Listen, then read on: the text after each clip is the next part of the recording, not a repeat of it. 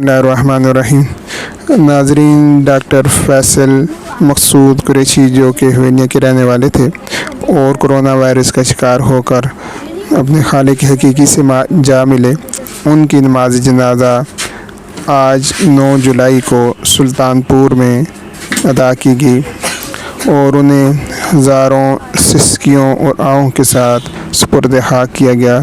نماز جنازہ میں علاقہ کے نمائندین، مذہبی، سیاسی اور دیگر حلقوں نے اور محکمہ صحت کے ذمہ داران اور ملازمین نے بھی بڑی تعداد میں شرکت کی اور اس جواں موت پر اپنے گہرے دکھ اور غم کا اظہار کیا۔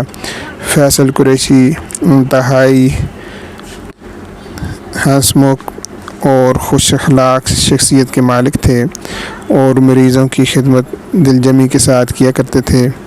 ان کی جواں موت علاقہ بھر کے لیے ایک صدمہ کی حیثیت رکھتی ہے اور اس پر ہم صبر و شکر کے سوا اور کیا کر سکتے ہیں۔